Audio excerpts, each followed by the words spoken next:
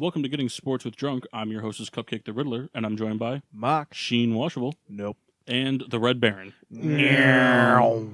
So half our crew is pretty much out with the flu. We got hit pretty hard. Yeah, out of commission. Needless to say, it's on record that the two that are out have been seen swapping spit from time to time. So All the time. I think it's pretty clear where those come from. But it's noted they're not here, and punishment shots go in the log. Speaking of punishment shots, Machine Washable has two shots coming his way. Got a couple. Punishment shot for missing a show, and his shot owed for coming in a tied 4-way for last place in the divisional round predictions that he initiated. Yeah. Yep. Not the normal private stock, though. It's got a supplemental Yeah. today.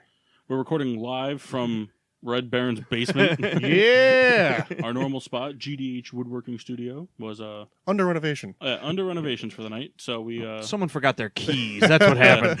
so That's we're a improvising. renovation. We're improvising. It's not like it's the first time we've recorded from down here, but it's still exciting. The three of us, the original three from the kitchen days before we expanded to Throwing it back. yeah, until we expanded out the knowledge, sports knowledge, and ridiculousness, douchebaggery of our show. It shows we're mobile, too. We could record anywhere at any time. Yeah, Any basement. Any basement. Any You got a basement, we're there. even if it's not finished. Send us your address. We're there. We'll show up. We should try to record from a bathroom one time, porta potty.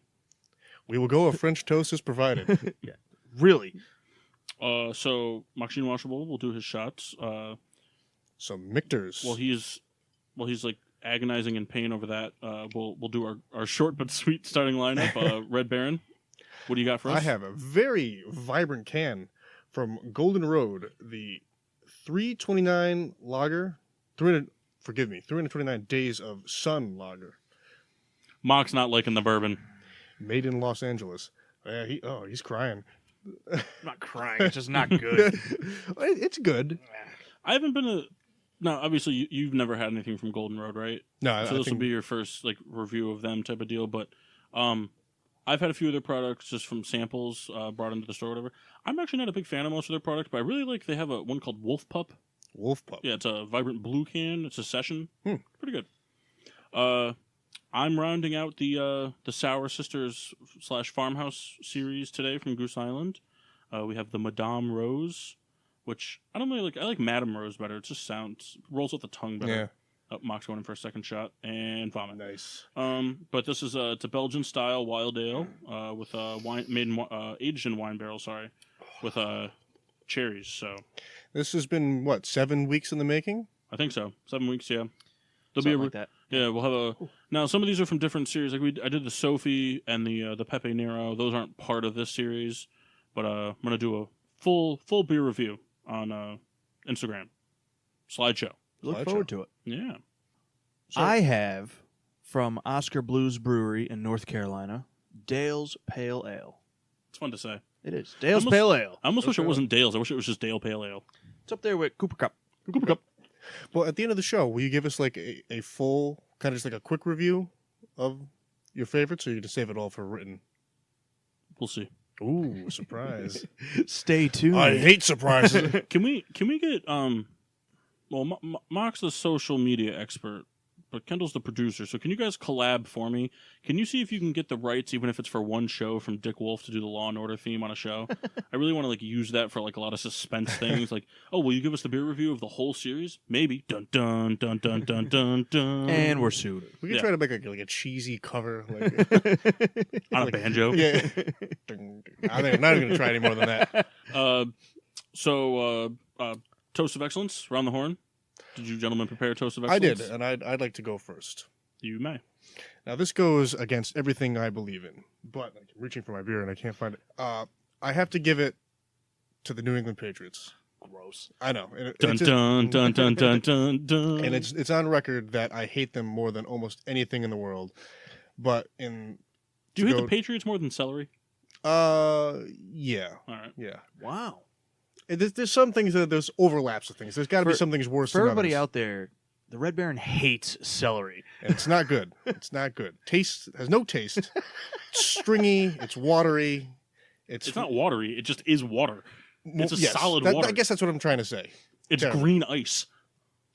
But Tom Brady, his chance for his 6th Super Bowl, and great team. Hate him. My toast of excellence is to my new head coach, Pat Shermer. Making things happen. I'm excited. Yeah. I am. Yeah. Making things happen. Making things happen.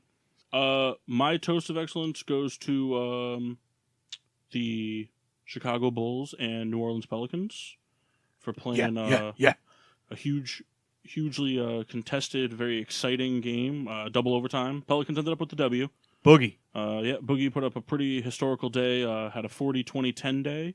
Yeah. But the youthful, I'll take the private stock.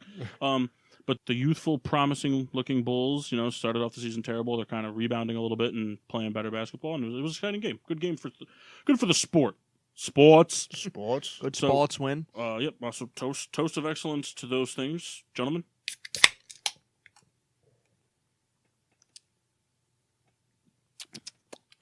Oh my! Now, is this both of your first times having this beer before?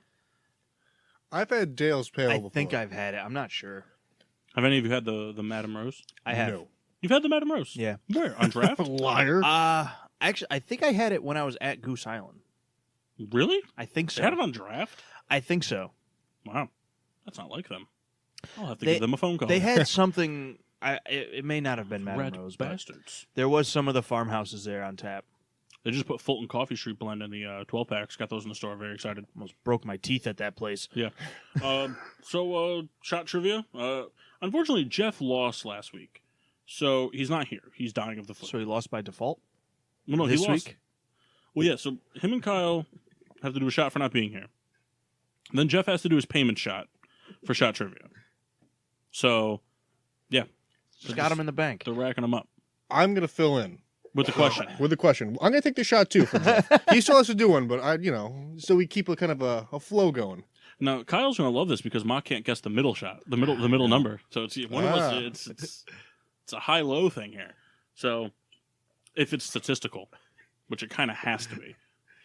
I'll give you the Mictors for the young youthful. Oh, okay, thanks. It's going to be a true-false question. No. Actually, that'd be great. We both say true. Okay. It's maybe. Steve Young, quarterback for the Tampa Bay Buccaneers, and yes, he was, and the San Francisco 49ers. He has taken this many snaps out of the shotgun. Wow. I'm going to say 47 In his whole career? in his whole career. Oh, man. 75. The correct answer is 0. Wow. He It was never, a different style of quarterback back then. never took a snap from the shotgun. I mean, granted, in the spectrum of the NFL, Steve Young playing wasn't that long ago, but back then it wasn't. You didn't line up in the shotgun for all the quick passes. It was either pretty much a run play or like a yardage down the field type of pass. Like it wasn't these like dink and dunk screens that get you 4 yards. Now, this is going to sound stupid, but I believe he was a lefty, and I don't know if that had something to do with it. It sounds ridiculous, I know, but I don't know if he was just more comfortable. Initially, I wanted to say like 540, but then Paul said it's getting. I was like, I was a little surprised too.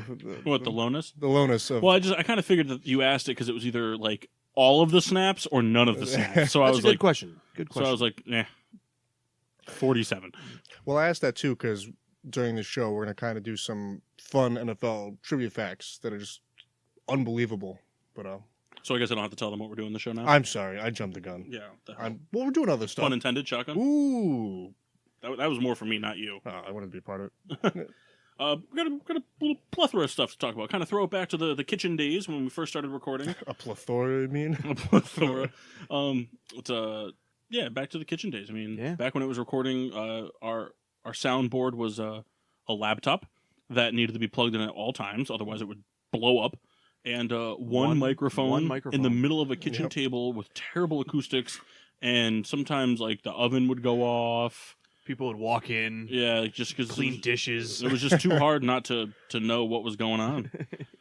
So to be exciting. So Kendall, you said we get the some fun random NFL facts to discuss and whatever. MLB Hall of Fame class was announced today, the day of recording, Wednesday. Yeah. We got some All-Star action, All-Star/Pro Bowl action coming up. So yeah, all kinds of fun stuff. A lot of stuff happening. Yeah, I don't know what to lead off with. Pick one. Red Baron, you're on. What do you want? Let's do the Hall of Fame. All right. We got the list up anyway. Well, Chipper Jones. Boo. Chipper Jones leads this year's class. But, you don't hate Chipper Jones. You just hate what he did to the Mets. Yeah, that's the reason I hate him. Joining Chipper Jones from the Cleveland Indians, Jim Thome. White Sox, you mean? From his time with the Expos and the Angels, outfielder Vladimir Guerrero. White Sox. And from the He Padres, went to a game. Trevor Hoffman, a closing pitcher. So four guys this year. I for them. like the list. Yep, golf clap. Trevor Hoffman, 600 saves, and towards the end, it took him forever to get to 600. It's like he kept blowing it, and like What was it it? got Now, sad. I'll do the private stock shot for it because I can never remember. What was like the thing that Vlad was like famous for? The Swinging at ridiculous pitches. Oh, he hitting hit home home- runs off intentional walks, right? Hit home, yeah. The ball could be above his head, almost off the ground. He just swings at it. He was not like curveballs in the dirt. He would dig them out and put them out of the He was out of the he was a ballpark. pine tar on the helmet guy, right? Probably. Yeah, I'm pretty sure. I remember that. I'm sure we could find like a bunch of like clips of him. Oh yeah, I'm sure it's we out could, there. we could post that. Hitting ridiculous home runs. But I so tell you, ridiculous. Pretty he- much anything I swing at in wiffle ball. he may have been like one of the best like pure batters we've seen. He really was incredible. And when he was young, he was great in the field. He had like an incredible arm. Towards the end, got a little spotty, Decrepit. but he was a force in his prime. Chipper Jones, though, what a career that guy had Yep. He against the Mets. killed the Mets. Do you think he could have made the Hall of Fame just on his numbers against the Mets? I mean, they're incredible. I mean, if that's all he did, yeah, he'd be probably the first unanimous. But I mean, there's guys that were close but didn't quite make it this year. You need 75% of the vote to get in. I believe so. Edgar Martinez, 70%. Mussina, 63.5%. Two guys that I think should be in there, hopefully soon. But climbing up, Roger Clemens and Barry Bonds, the steroids guys. That'll make Kyle happy. They didn't make it because they have the flu. Yeah. So what's the year span on eligibility? I believe you got to be out of the league for 5 years. And then, But like how long are you eligible for? It depends on what your voting numbers are. So like If- once you dip below a certain percent, I you're out. believe you have to get at least 5% of the vote to stay on the ballot.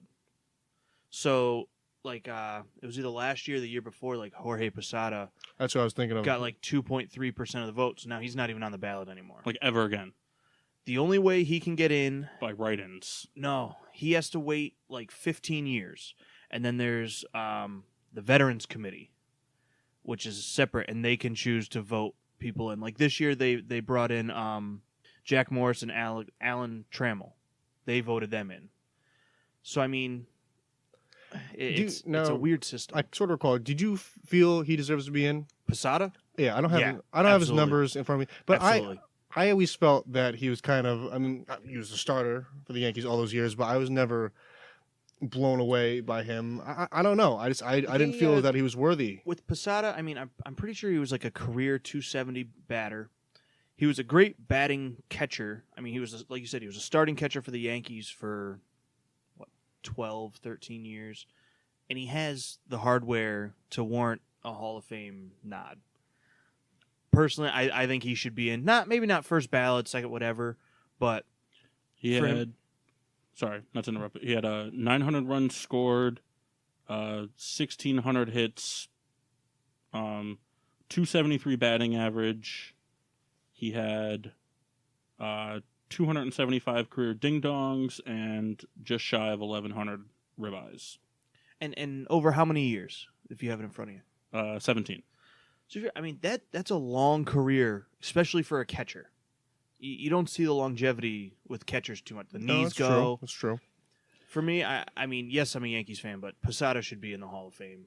Well, the MLB is the hardest Hall of Fame to get in, right? And Yeah. it's very statistically driven, which kind of sucks too, because you look at people like like biases, obviously, but like for me, like Paul Konerko, like you look at what Paul Konerko did for the White Sox as an organization, not only to give them a World Series, but just to get them back to that competitiveness level, a place they hadn't been in some time, and like you can't put a statistic on what a player means to a team outside of their numbers, locker room leadership, See, all that stuff. And it's like, I understand that like the Hall of Fame is more statistical based. I get that, but it's like, it's very stats and character.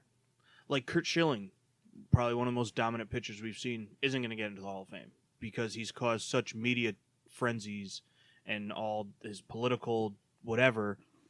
They won't bring him in. yeah. It's the MLB Hall of Fame is very tough. Which, I mean, the Hall of Fame should be hard to get into. Right. It should be the best of the, but some of the guys that get snubbed it's horrible. Well, the thing too is I feel like it's tough because now I understand that, you know, a baseball team, what's the active roster on an MLB team? 40. Oh, what does it go up to? 52 for the September? Something like that, Something, yeah. right? And then, like, an NFL team has 55, but there's more relevancy for players in the NFL than there are for an MLB. Like, you go through an MLB team, you know, there's obviously always stacked teams. Like, you look at the 90s, early 2000s Yankees, things like that. Yep. But, like, just look at a team like today. I mean, there's star players, then there's a good chunk of, like, good players, and then there's just, you know, the guys that fill in the gaps, utility type guys that just, they're there to service their role. They're expendable. But like, you go to an NFL team, you know, you go to a sport where there's much more stardom, so the Hall of Fame is a lot easier to get into. I think that plays into it because I mean, like I said, I don't know, like I'm not big into the Baseball Hall of Fame. I've never really like looked into it that much, like you guys have, and like Kyle and Jeff have. But like, I mean, just look. I mean, like, how many teams in the MLB right now have 2 players on their roster that are guaranteed Hall of Famers? Probably not many. Yeah, right. you're right. I mean, Right, I couldn't Off even... the top of my head, there's plenty of teams that probably don't even have any. Oh yeah, But I mean, like to have 2. I mean, like the Angels are like an exception because like Trout will be a Hall of Famer if he plays the rest of his career this way. yeah. And they have Pujols, who's going to be in the Hall of Fame. But like, I mean, you look at the Yankees. I mean, there's no guarantees. I mean, Stanton could fall off. I mean, realistically, right now they're all too young to say. But I mean, if you even look at the veteran guys, I don't think there's any Hall of Famer on the Yankees right now. That's what I'm saying. So CC it's like, Sabathia, maybe, Borderline. maybe. yeah. I mean, if I think he'd be more likely to stay on the ballot for a long time because he just gets a decent amount of votes. But I mean, he's got the World Series win. He's had a long career, but it's it just depends. Do they vote when he's fat or when he's skinny? I Because mean, if he's fat when they vote, he's surefire first ever unanimous Hall of Famer. But if the guy tries to lose some weight after baseball's over, it's over for him. He's the thing that irritates me. Like I'm looking at the list of guys, and you know who had percentages higher than others. Manny Ramirez had 22% of the vote. A guy that was caught using steroids, I think 2-3 times, got thrown out of the league, retired, came back, and Posada's off the ballot. It's a broken system, I think. yeah. I mean, it's tough. I don't know. The steroids thing, I mean, I know it's been on the show before. yeah, we could debate it for days and days and days. I don't like it. I don't think the guys that get caught using it should be in the Hall of Fame. But, I mean, it's getting closer and closer, so it's only a matter of time before one of these guys gets in. Yeah. Well, it was such a prevalent part of the game in the 90s. It's just Oh, yeah. I get it, and it's hard to overlook the stats. It's an answer that we'll probably have. Yeah, I mean, Never. I'll never I've been very good at staying out of the Mock Sheen, man of many Jmarts debate about steroids, but I mean, if I had to see a steroid using player go into the Hall of Fame, I guess I would say Bonds over everybody. I mean, the home run numbers are inflated because of steroids. I get that, but if you take the steroids away, the guy's still batting high average. He's still getting a lot of hits. But that's the thing. Like, I agree with you, but we also have no idea. It raises such a question mark. I mean, but it's question marks on both sides. It's how many guys are in the Hall of Fame that didn't get caught using steroids? oh, absolutely. Or how many guys had flags raised but happened to have tested negative at the time? I mean, The other side of it is too with the steroids thing. Like, yes, I rip on Bonds and Manny, but coaches, even like the commissioner over the whole thing, see, like, they're in the Hall of Fame. They benefited from steroid users. So, I mean, where do you draw the line? yeah. I guess it's just I hate that they got involved in the game. To me, it diminished everything. It's inevitable. It's the problem. I mean, football and baseball, two sports that require power. I mean, not in all aspects for baseball or football, but more so than not, power. I mean, you want the hitting. If you're that guy that's a regular warning track guy, that extra pop. One good session of some juicing might give you that extra pop. Absolutely. And it's not something you really see in things like basketball and hockey and soccer and stuff like that because it's just not as required. And even for me, like it's not as much of a part of the game, I guess. Every sport that I can watch, I like the sports in like their purest form. I can watch baseball because I just love baseball. So when like the McGuire and Sosa, they were going head to head like that was fun to watch. Then you find out, they're both on steroids, so who cares? Well, I mean, the argument could still be made. You could still care because at least it's not like McGuire was on roids and Sosa wasn't. So Sosa, it shouldn't have even been a contest. They were still duking it out. But to me, it diminishes it. It takes away from it. I wish it didn't happen. Like it was pointless. I mean that's just my was opinion. Kyle's argument that steroids made the game more exciting, or that they were good for the game? Both. Yeah. I mean, because I could see how Kyle would say they like. I could understand why you'd say they make it more exciting at the time, like not now. Like looking back on it, like you said, like looking back on like Barry Bonds' all his home runs, like it's not as impressive knowing that there were steroids involved. Not at all. But at the time, it was exciting. Well, as it goes, that's when the highest television viewership was during that period of time, where everyone was hitting 60+ home runs, and it was it's a free for all. And that's what I mean. Like, unless something happens and it comes out that Stanton is using steroids, to watch a guy hit 60 home runs in a season clean, to me, is much more fun to watch than a guy that's juiced up doing it. That's just the sport fan, I guess, in me. No, I can agree with that. Yeah, until it's gonna come out though. He's ended up doing something like worse though, like like the guy's gonna have been like child labor or something like that, something like terrible. Well, I mean, yeah, it is what it is. I mean, everyone has a different line in the sand. I mean, I don't think steroids will ever affect NFL Hall of Fame voting as much as it will something like the Baseball Hall of Fame. But I don't know. I just let everybody do it. Just whatever. If it's legal, just let everybody do it. Who cares at that point? Then it's the standard. Then you don't got because then it's like, what are you gonna do? You're gonna find someone for not taking them, and then it's just done. It's like pot. You're legalizing pot. And now there's now it's just okay. Like steroids, it's just MLB's like, all right, you can do steroids, but there's a allotted amount. You got to get your card to do it. You got to come to MLB headquarters. You got to get your steroids from us, and then everybody who does steroids that they got from some Joe Schmo at the gym, gone. They're just done from the game forever. That's an interesting take on that. I kind of like that. That's funny. Just legalize it, but limit it. Tax it. Tax it. Like, look, okay, steroids are legal in baseball, but here's the deal. You want to do the steroids? You got to get them from us. They got to be, authorized by the MLB. They have to be administered by MLB doctors.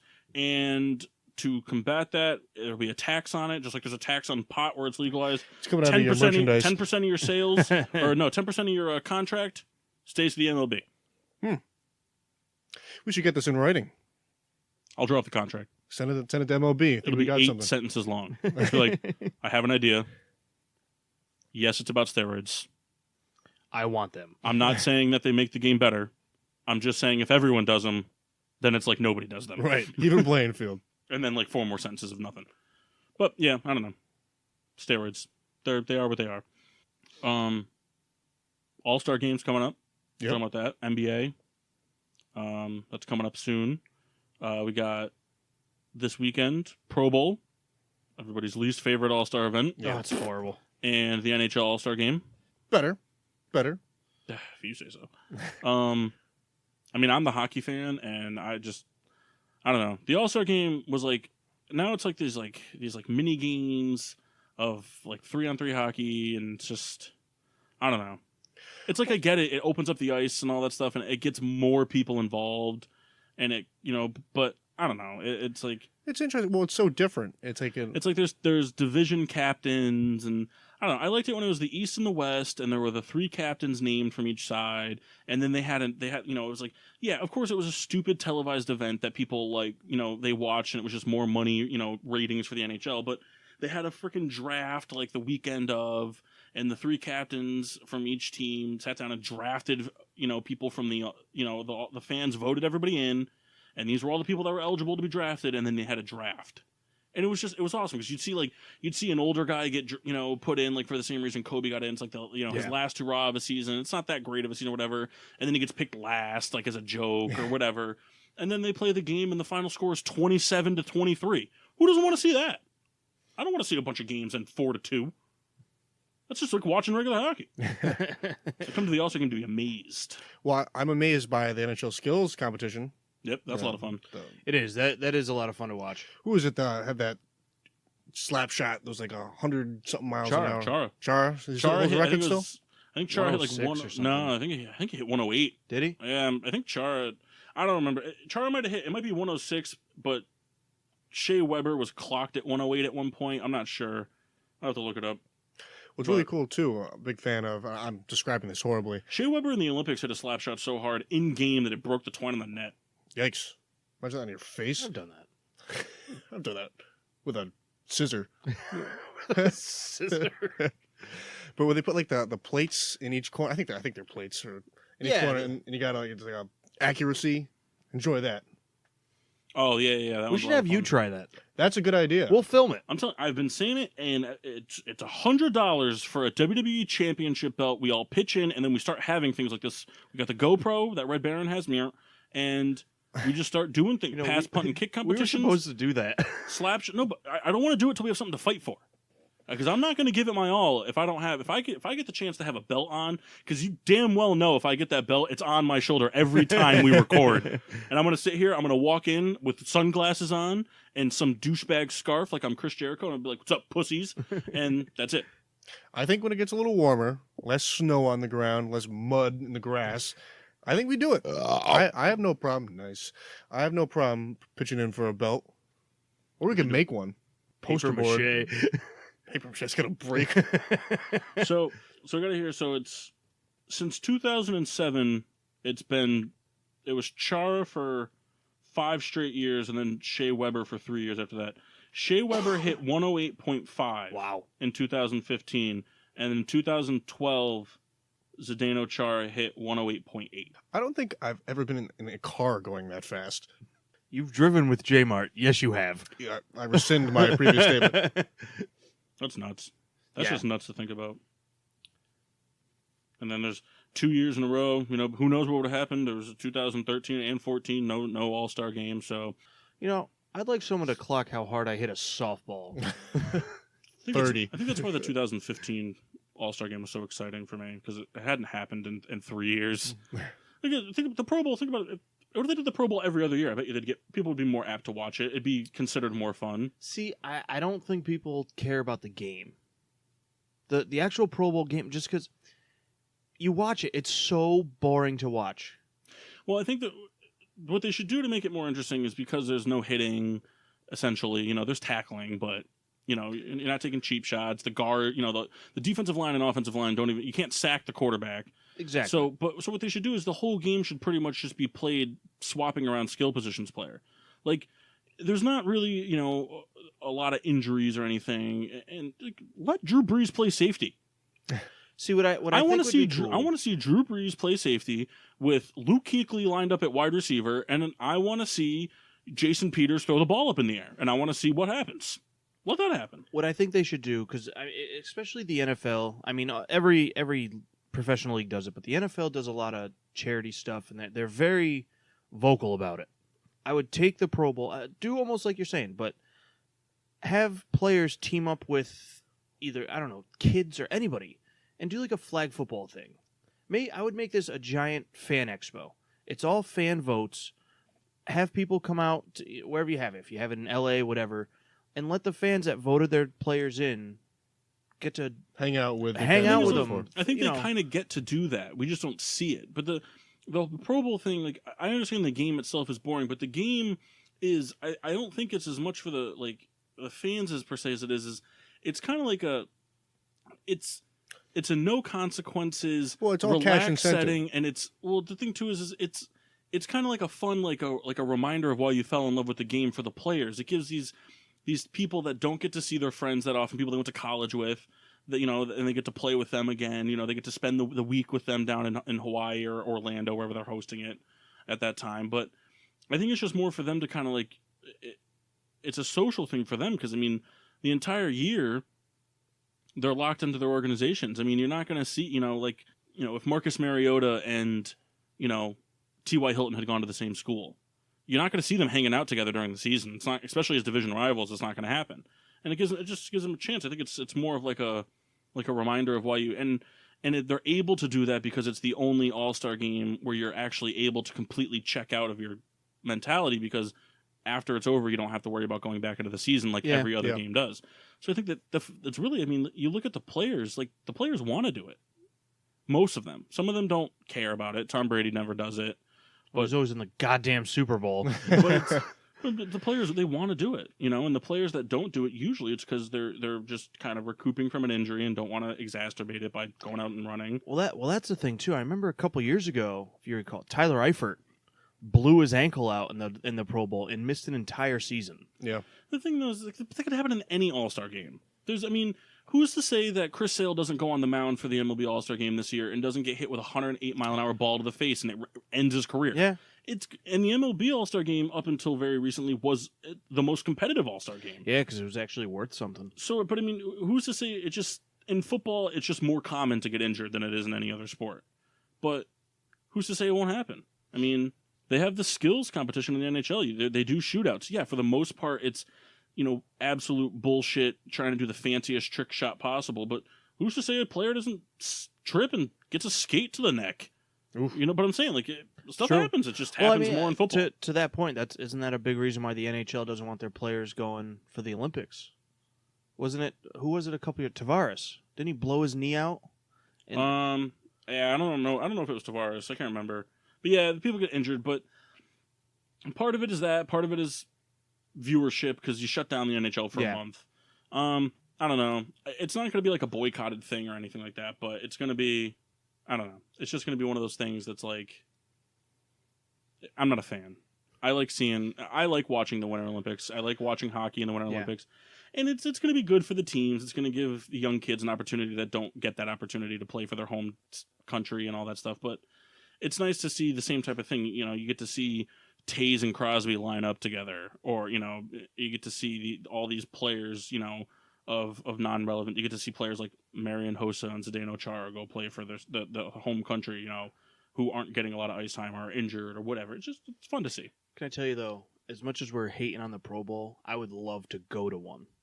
Oh yeah, it'd be a lot of fun. I would love to. Well, nice weather. But I mean, like you said, we has there probably ever been a don't Pro Bowl in see- the rain? No, because it was always in Hawaii. Hawaii all those years. Not that it doesn't rain in Hawaii, it just Never rains there. not, Sometimes there's a not volcanic eruption. We but we don't see the fan expo side, like you said, but I mean, it would be because I'm sure you can go there and hey, you get to catch a pass from anybody. I get to throw a touchdown to Jordy Nelson or whatever the case may be. It's probably a really cool fan experience. Yeah, it is. I mean, I'd like to go to any of them. It's a lot of fun, like you said, and the thing too is for the most part you can make a weekend of it. Yeah, they're doing the skills competition and they're airing it, which is something that they never used to do. They always had a skills competition. It just never got aired. You could catch it like 3 years later. Yeah, you could catch it on ESPN2 from 2008. While it's 2013, but yeah, definitely go back and watch it. It's fun. Yeah, it's. I mean, some of them are stupid. Like, was it last year or the year before they were doing having the drone go up in the air and I think drop it was last a ball. year. I mean, I get it. It's difficult when it gets very up there because the wind moves it and the football, aerodynamics and all that. But like stuff like that is stupid. But like they had, I think was it 2007 or something like that. Chad Johnson and Steve Smith Sr.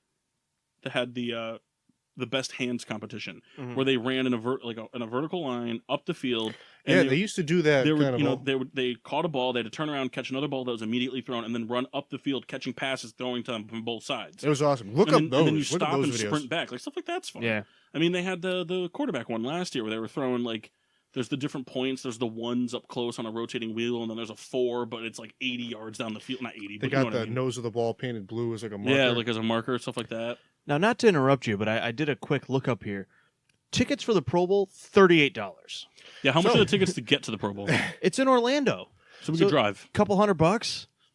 Let's drive. If we can stop recording and go.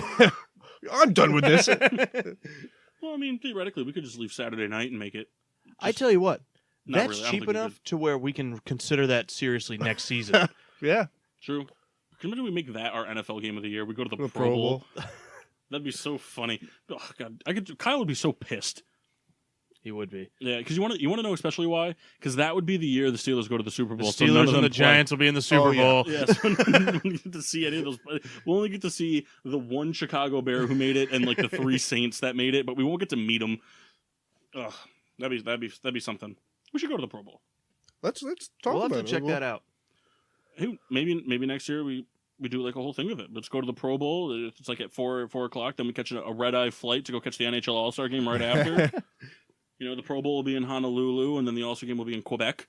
Oh my It god. wouldn't be in Quebec. It There would be no such a reason. long day of travel. The money. Think about it. You take off here in the morning, you land. It's like 4 hours. It's the same time as when you took off because it's we'll call it a 5-hour flight, and then they're Hawaii 4 hours behind or 5.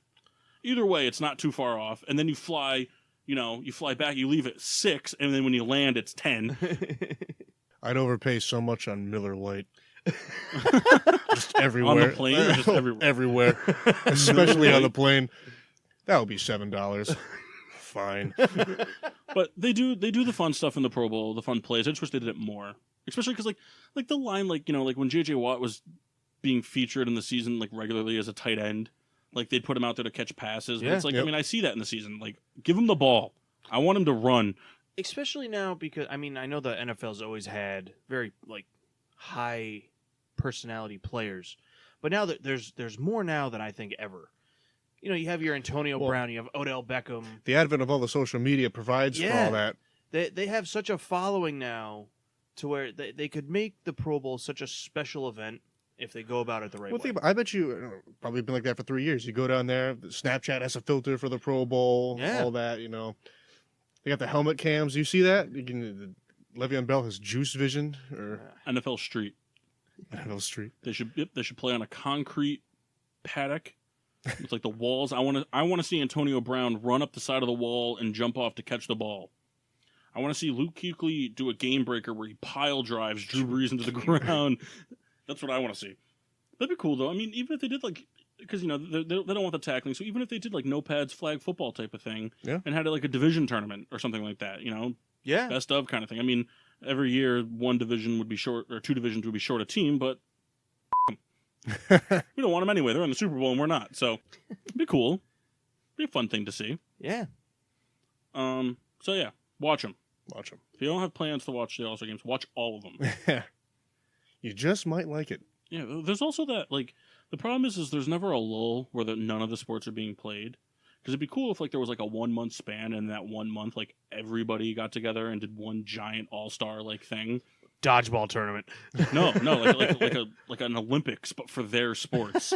Oh, so baseball has to play football. Right, and, like, every city has a representation. So it's like, you go out and it's like, oh, in this matchup, we've got, the Robin Lopez from the Chicago Bulls representing the city of Chicago facing off against Aaron Judge from the New York Yankees representation of New York, and they're going to be facing off in a hardest slap shot competition. That'd be fun. Yeah, I'd watch that. Yeah, it'd be. I mean, really, honestly, to watch any 7-footer on ice would be Chara, I know, but 6'10", I think, 6'10" or 6'8". On skates? No, that's how tall he is. Well, I was going to say, on skates, I thought he was over 7 feet. Oh yeah, probably. I think he's 6'10", 6'8". It's either 6'8" or 6'10". Either way, that's a Monster. behemoth of a human being. Fine Slovak man. We talked about the NFL. Kendall, I know you said you had fun NFL facts. Yeah, I got some fun facts we could talk about and be amazed, if you will. Yeah, we'll see. The first one, I thought this is interesting. Coming off of the Steelers losing to Jacksonville, Ben Roethlisberger, first quarterback to throw 5 touchdowns in a losing effort Wow. ever. Really? Yep. Ever? Like not even playoffs, just history? I believe it's playoff. Oh, playoff. Postseason history. Postseason history. Well, I believe that one more. That's more believable Yeah. at that point. But still, there's been some crazy stuff in the NFL. I'm surprised. I come in to throw for 469 yards, 5 touchdowns, and lose. Actually, there was a stat before that game. Ben was 0-something when throwing for over 250 yards in a game, which doesn't bode well for the type of play he was doing recently. So, history repeated itself. This was interesting. I told this to the Riddler the other day. Ed Reed has 11 career fumbles. Not recovered or forced fumbles. He's carried the ball enough times to have fumbled himself 11 times. So I think that's all on fumble and interception returns, and I don't know. Maybe he probably did some returning as a youth in the NFL, Yeah. but still to have 11 fumbles. That's a We lot. got to look into that, and we got to see. We'll let Maksheen do that while Kendall's reading these fun facts. See if there's a way to look up like his career stats, like fumbles lost every year. Because if he lost 4 fumbles in 2012, he didn't do that as a return man. Because he was like 38 when that happened. He was on as like, how many kids does he have? Is it Ed? No, who is it? No, you're thinking of Cromartie, right? yeah, Cromartie. What is He it? has like 47. Yeah, 47 kids with 48 women. Yeah. 2 half kids with 1 woman. And there was the other one. What was it we were talking about earlier too? Brett Favre. Brett Favre. Of all the receivers over the age of 40, Brett Favre is second all time in, was it yards? And receptions. In receptions. Which is really only like 1 or 2 for like -2 yards, but still to be for receivers for anybody who's caught the ball on the offensive side for over the age of 40, he's second all time in receptions only to Jerry Rice. Which is, I mean, it's nuts, but not nuts to think. Like, it's nuts to think that there hasn't been another receiver in the history of the NFL that has made it to 40 and hasn't caught in like 4 passes. That Brett Favre can finish second. Yeah. That must mean that Brett Favre is second out of like 4. It's ridiculous. I mean, this is maybe not to just a common listener, not incredible, but I'm sure you guys will find this interesting. The Detroit Lions hadn't had a 1,000-yard rusher since 2013. Yeah, they kind of highlighted that a lot this season. Like, if you watch a Detroit Lions game, that they're on like the longest streak of like however many games that is of not having a 100-yard rusher. It's been like insane Which amounts I of tell you, games. that's crazy because you see teams even that have No the name worst... people all the time. Yeah. Literally anybody who's played running back for the Patriots has had a 100-yard game in their career. Yeah. And it baffles me that they haven't had it. And it really just goes to show the incredibleness of Matt Stafford to put together winning seasons with that. Because you got to remember, too, it wasn't that long ago that his defense wasn't that much of a help. I mean, they had a great pass rushing defense, but the secondary was a joke. And now it's kind of coming all together, especially with Matt Patricia there. But to not be able to have a 1,000-yard rusher in 4 seasons it was, and not have a 100-yard rusher in 1 game in however many games it was, but it was an astronomical number for football, that's absurd. Yeah. I can't believe it. I hope Stafford's the one that breaks it. I hope Stafford has like 100-yard rushing day. Yeah, that'd be awesome. Against the Packers. And then they They lose lose after throwing 5 touchdowns also in the wild card. in the wild card. We may have mentioned this during the debacle with Eli Manning. Week 13 of this year was the first time since 1997 that a Manning hadn't started an NFL game. That's weird. That's weird to think about. Not even Yeah, it's dumb is what it is. Not even for the dumb sake, but just I think that's so long for them. Yeah. Like, I mean, oh my God. That's incredible. Since 97? When Peyton came in. 98 was when Peyton was drafted. So Peyton started his first game, and then every game Peyton didn't play, Eli played. Yep. That's Until Macadouche came in and just ruined it for no reason. ugh. Where do they say he might be going? Ooh, Minnesota. That'd be awesome because they have a real big quarterback dilemma going on right now. So I'd like to see what happens with that. I mean, realistically, they're probably just McAdoo, gonna, sign them all, sit them all. they're going to keep Keenum, I think. I don't know. I think they're going to tag him. Keenum's right now like the perfect player to franchise tag because he's had seasons where he was not very good.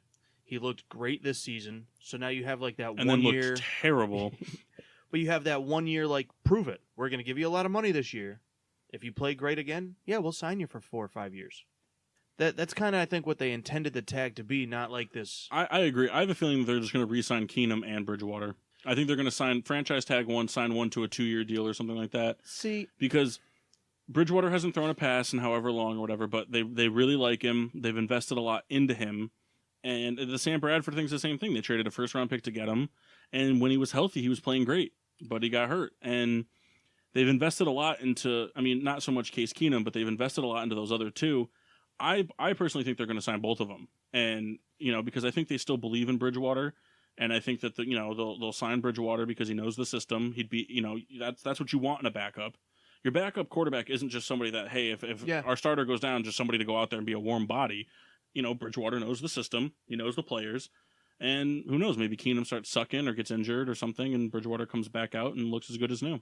See, for me, it's going to depend what kind of interest Bridgewater I think Bridgewater's going to generate a lot of interest from a lot of teams, but I don't think he's going to generate a lot of financial interest.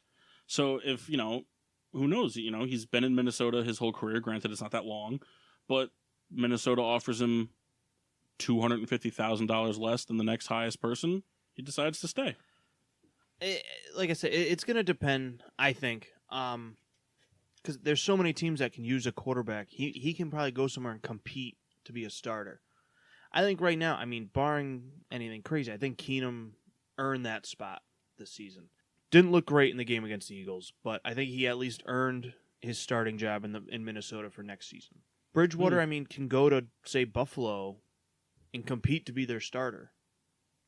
He can go to Arizona and compete to be the starter. Denver, he can still possibly be a starting quarterback somewhere. I don't know. If I'm Minnesota, I sit down, I figure out on paper which one of these three I think would be most likely to lead my team back to where it was. Sign that person to a 1 or 2 year deal. Franchise tag the second most important one, and then just sign the other one to like a 1 year deal, and just let all three of them duke it out in training camp. See, I think they let Bradford walk. I think they do too, but Bradford's going to walk. But they've all shown strides of success with that team. When Bradford was healthy, that team was playing very well, just as good as they were with Case Keenum offensively. He was putting up insane numbers, and he was protecting the ball. Yep. And I mean, Bridgewater, did he lose his explosiveness? Can he come back as good as people thought he was, before? Can Bradford stay healthy? And can Case Keenum have longevity? I mean, that's the key. I mean, not as a division rival fan, but I just think Case Keenum he's the role of backup. He's a role of backup quarterback that the system fit him right, and he played well, and then he finally had his bad game. Yeah. Because, I mean, the turning point in that game was drive number 3, and he threw a pick 6. That was terrible. I don't care what anybody says, Viking fan or not. You go back and watch the footage, Chris Long did not affect his throw that much. Everyone was saying, oh, he got hit. Yeah, he hit his non-throwing hand on the load-up for the throw. So it's not like he hit him and caught him by surprise. Like, Keenum saw him coming, and then he dragged his hand across the chest. Yeah, Keenum finally crapped the bed that game, and we might find that he kind of follows a Ryan Fitzpatrick type of deal where he had a great season the following year. Maybe he doesn't, Fitzpatrick didn't have a good year. Goes play somewhere else, has a good year again, then doesn't repeat it, It's funny you bring up Fitzpatrick because a friend of mine at work is a Vikings fan, and I said to him, there's 2 names that I thought of that are going to hurt Keenum when it comes, if they try and give him, an extension this offseason, and that's Ryan Fitzpatrick and Matt Castle. Yep. 2 guys that had great single seasons and then crapped out. Yeah. So, I mean, it's you did tough. it once, can you do it twice? Exactly. But that's why I think the franchise tag is going to be perfect for Keenum. Yeah. Well, I think this offseason we're going to see a lot of quarterbacks moving around. Yeah. I think it's going to be very interesting with what happens. I have one more fact for you guys before we kind of wrap things up, and I thought you guys are going to enjoy this. In 1979, Tony Franklin became the first kicker to kick while barefoot. But That's cool. But better than that, in college, he kicked a 65-yarder barefoot. Wow. Yeah. When we used to play pickup football as a kid, I kicked barefoot. Really? Yeah, field goals and punts. Ouch. Yeah. See, so I'm not going to sit here and label myself as wow, I could really get a feel for the ball. It was really easy to pinpoint the accuracy. I wore those cool toe socks. But I don't know. You kind of it helps with the kick. I don't know. On the field goal, it always helped me because think about it. You're bringing your leg down in a swooping motion, pretty much as hard as you can, to kick a ball, And if you got shoes on, there's protection. If you don't have shoes on, you're pretty aware of where the ground is. Because if you hit the ground, you're going to break your toe. And the thing is, it doesn't really hurt. I mean, it's kind of like even when it's cold out, it's kind of like a nice like open palm slap on the back. Like it stings for a second and then it's over. It's a big surface area thing, you know? Right. It'd be different if, like you were kicking a baseball with a bare foot, because that's a lot smaller and a lot more dense. I'm going to kick this for distance. But I don't know. It's never really hurt me that bad. I've never really had a longevity of pain from it. 65 yards though. That's pretty impressive. That's far. Yeah. Guy probably never clipped his toenails either. Oh man. Oh, could you imagine the contact? Oh, splinters everywhere. Just Gross. deflates the ball. They said, I'm pretty sure barefoot kicking is outlawed in the NFL now.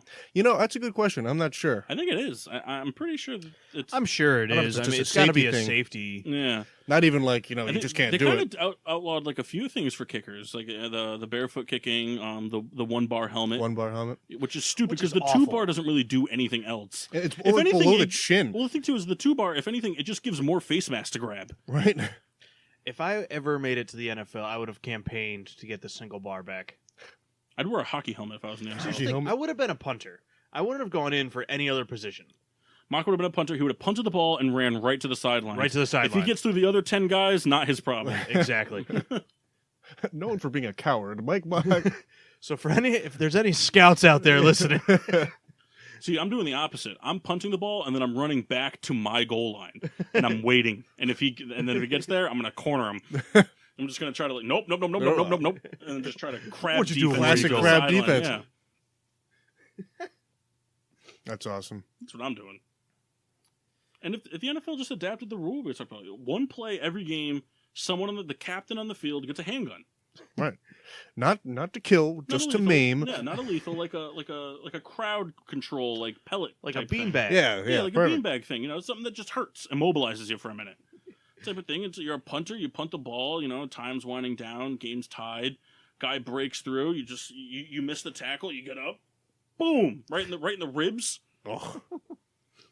Imagine the commentary for that. Oh, there's the gun. Oh, and Hester's at the 20. He pulls out a gun. Oh my God, he's down at the fumbled out of the back of the end zone. Right in the glutes. I've never seen anything like that. Picture Al Michaels calling it. Shake it off the cryostasis. I've never seen anything like that before. He did what? I don't know. Tony Romo would be funny to listen to that.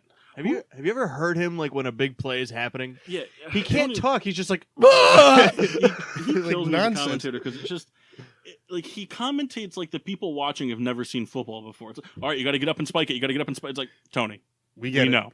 Like it's hilarious when big plays are happening. He can't say words. He's always just like, he's just making noise. and he contradicts himself so much in the air too. He's sitting there, it's like, you got to think that's a catch. I don't know what a catch is anymore, but like, you got to think that's a catch. And then they show like a different angle, like, I don't know, like it didn't look like you got both feet down. Maybe next year would be better. Maybe. I think he was pretty good for his first season at it. I was really excited like the first 2 games, but then it became like stating the obvious. Yeah. Well, see, here's what I think. What if we do away with the standard system of the NFL commentating, or any sport for that matter? Why don't we get rid of the standard playbook and we implement a color commentary guy and a player guy? No play-by-play. No play-by-play. No Al Michaels guy. You So just we're sit talking and Chris watch. Collinsworth and Tony Romo together and just let them talk. I have one wish in the NFL. And it's that Tom Brady becomes the head coach of the Giants. It's that when Marshawn Lynch does finally hang it up, I want him to be like a special commentator. I want him to like take over like the Rob Riggle predictions. 100% going to be the unanimous Pro Bowl announcer. Marshawn Lynch might be the funniest player that's ever played in the NFL. You'd only be able to air 10 seconds of it. The dump button it'd be broken. He is so funny. It would be awesome if he did like the Rob Riggle thing every Sunday, like his picks. He would be hilarious. I hope that happens. Hey, maybe. Who do you got? The Seahawks or the Raiders? I'm Both. just picking the Raiders so I don't get fined. Both. He says both. But speaking of commentators, there's speculation that Peyton Manning might be taking Gruden's job. Yuck. Not about it. He's perfect for what he's doing right now, which is nationwide commercials. He's great for those. Because he's dry, and he's just got this way about him that's just like, it's humorous, but I don't know. I think Peyton would be better suited like in the studio and like the pregame, postgame type shows. Yeah, get rid of Rodney Harrison and Tony Dungy.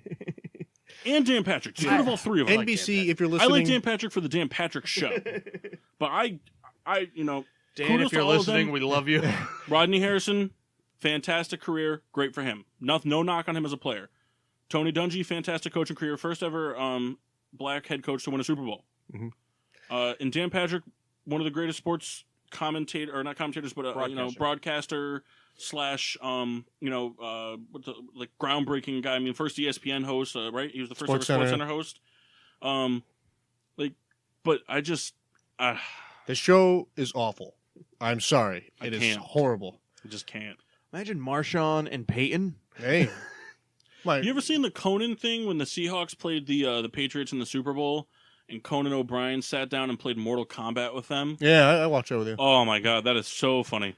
It is just it's pretty much the same person, but just one's Marshawn Lynch, who grew up in like the urban ghetto parts of Oakland, and the other one's like Rob Gronkowski, who grew up in like trust funds, just A's handed to you. They're both on Rhode Island. They're both the same guy. They're just different. That's all I have to say about that. I'd like to see Marshawn Lynch do that, though. That'd be awesome. It would just be so funny. He's so funny. Well, he's got a show now. I think it's only a matter of time before he gets more. And he's been on he was on The League. Yeah. And he was hilarious. He has his Bleacher Report show, which is hilarious. I think it's just a matter of letting him if you let him have fun with what he's doing. You gotta let him be himself. Yeah, that's just it. Don't write him in and try to make him be something he's not. Which is, that was his big gripe against the interviews and all that stuff. It's like they wanted to ask me. It's like, I don't want to talk about that stuff. He may have to censor up a little bit, just a little. Was it I forget which game it was after, but they did the interviewing with him or whatever, and they were asking him like, such and such, was really, playing well against your defense, passing the ball over the field. Like, what do you have to say about that? Yep. Yep. And they just got to ask him, and then it was just like, yep. And then they asked him a question about the cleats that he was wearing, and he just stops it and goes, "Yeah, I was wearing these cleats because it's going to a donation charity for these kids." Like he just starts rambling on about it, and then the person's like, "Well, what are you guys preparing for the next game?" Yep. It was just the one question. He's like, "I want to talk about this," and then that was it. I love that guy. Yeah, I do. Ugh, the video of him right before he came back to Oakland, where he substituted himself into that soccer game with no shoes on and just picked up the ball and started throwing it in the goal. It was just. Did you see when he played football with the high school kids? Yeah, when he got suspended. That was so funny. Went to his old high school, tore it up. Just started trucking high school kids. He's just one of those guys that you just got to let him do his thing. There's just no containing him. By trying to contain him, you're only making him more wild. And I tell you, what's funny about him, I remember when he was a Bill, they had to force him to cash his game checks. Yeah. They were saying he had a stack of them, and they were like, "Dude, you need to cash these. You're screwing us up here." He's just a simple dude, and he's just hilarious. He just loves life. That's what it is. He loves life. He loves the game he plays. I mean, and you say, he came back, he thought he had more juice in the tank. He came back, he played for Oakland, his hometown. And just seeing him after Oakland scored that touchdown in the first home game. When he was dancing. And he was just dancing around. That was just somebody who he enjoyed the game. Yes, it's Marshawn Lynch. He's ridiculous, but happy to be there. He's just happy to be there. He loves the game. I think he was a season late. If he was there last year when they were playing hot, they could have done something. Maybe next year. I think if they get nothing going next year, then we know it's done. Yeah. But one more to prove that it's not false. It was also circumstance too. I mean, you dealt with injuries. Exactly. You dealt with suspensions. They'll be fine as long as Aqib Talib gets out of that division. Keep snatching can't chains. Snatch chains. Honestly, I don't know why Crabtree's still wearing them. Yeah. I'd just take the chain off of that game. Fool me once. Yeah. Or put maybe an electroshock collar on or something. Have he him said grab he had it taped to his chest. I believe it. And Talib still was able to get it. It's ridiculous. Promos? Yes. People take a minute. Shout out. Take a minute. Listen to our friends over at the Perpessence Podcast. Welcome to the Perpessence Podcast, where we help you find the purpose and essence in life. Let's build a community where we can support each other and make a difference. live, love, and laugh because you matter. Also want to give a shout out to our friend, said this many times here, over at the PPRN network, Peter Pino. We were on his show On the 23rd. the 23rd, yes. Listen to that back. Yeah, check it out. Download the PPRN app. A lot of good stuff on there. You can find us on Facebook and Instagram at Getting Sports with Thrunk. Twitter is GSWD_4. Make sure to use the hashtag GSWD for all your daily uses, whether it's juicing up for the big game or rocking out with Marshawn Lynch. Be sure to subscribe on Podbean and iTunes. And we're on the Lieb Sports Network every morning from 7 to 8 a.m. and on the PPRN Radio Network every Sunday from 12 to 1 p.m. And we're in your dreams every night. How'd you think I did filling in for you last week? Horrible. Oh, man. Blew it. Yeah. It wasn't, Fire. it wasn't Sky monotoned high. enough. It wasn't monotoned enough. Beer reviews? Do I have to give an extensive review, right? That's Well, it's what up you to you. Maybe, or you just pick your favorite. I don't know. Why don't you guys do yours first, and then we'll see if I want to do mine. Dun, All dun, dun, dun, dun, dun, dun. We're sued. The Pale Ale's good stuff. Big fan of Pale Ales in general. This one's good. I mean, it's not, expensive, which is a plus, but I liked it. How pale was it on a scale of 1 to 10? I'd give it a 9. Ooh. That was 9 good or bad? I think it's good. I don't know. We're Usually talking it's good. Kendall on a beach. How pale? Ooh, Ooh, wow. 12. Ooh, excellent. I don't attend the beach, which takes me to the 329 Days of Sun Lager, which has a beach backdrop here on the can. Very easy drink. I enjoyed it. I could see myself having 5 or 6 of these. 5 or 6. 5 or 6. These are 19.2 Have we fluid had a beer ounces. yet that you haven't said that you could have 5 or 6 of? Maybe. Well, I've hated some beers. It doesn't mean you won't have 5 or 6 of them. That's true. Bested again. Paul, what'd you think? It's delicious. It's decadent. It's fantastic. If beer was a cherry pie with a little bit of heaven added to it, this is what it would be. And I'm actually not really a big cherry guy, but I'm a big fan of this. It's very subtle. I'm a big fan. I'm going to take another sip. Glad you like it. Rounding out the Yeah, Sour Farmer- Sisters are done, man. That's it. 7 weeks. 7 weeks, and 2 of them weren't even Sour Sisters, but I had 750s of them, so they got added in. There were a couple that didn't have. I didn't have Matilda, but what are you going to do? You could reopen the book down the road. You could shut up. Well, Shut up. my goodness. Like I said, there's going to be reviews on the social media. So make sure to go look at those if you're looking if sour beers intrigues you, and this sounded interesting to you. But so the Madame Rose, I think, is generally everybody's favorite in this series. I like it a lot, but as noted, I'm not a cherry guy, so it's not my favorite. My favorite is actually the Juliet. I'm a big fan of the Juliet. I like the Lolita and the Halia a lot, but there's something about the Juliet, man. It's so good. Something about it. It's purple. It tastes like heaven. I don't know. There's something about it. I think it's because it's a rye beer. I think that's why. It's a unique thing. Rye beer, French oak, and it's got like blackberries and stuff. It's just beautiful. It's also a little skewed because these have like a pretty much like limitless shelf life on them. And the Juliet was the oldest I had of them. The Juliet was Is that the one that exploded on you? No, that was the Sophie. Gave The you the old J shot. Yep. That was good. Yeah, that was a rough one. A lot, it's funny because like that happened to Kendall the other show, and it's funny when it happens to when you have a 12-ounce beer, but when you have a 750 milliliter beer, and that happens, and you got to get down, a pint of it right off the get go, Right out of the gate. it throws you for a loop for the rest of the show. But it was good. The Juliet was really good though. I think that was a 2011. So that had been fermenting for some time. Love it. Some nice yeast farts. Nice.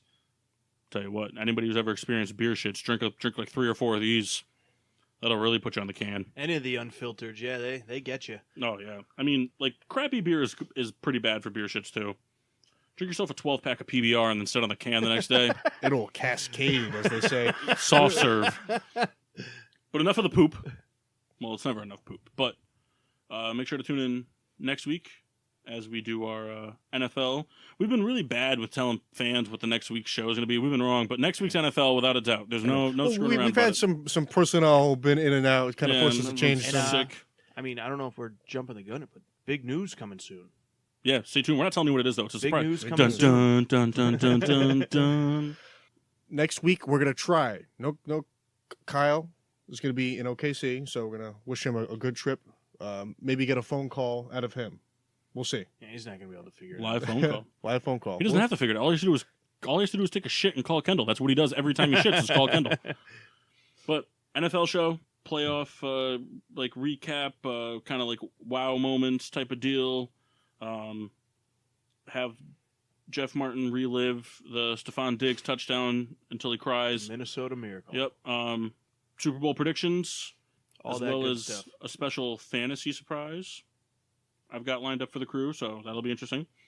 And so make sure to loosen up, because we're coming in hot. But until then, I'm your hostess, Cupcake the Riddler. I'm Mock. Sheen Washable. Nope. And I'm the Red Baron. Yeah.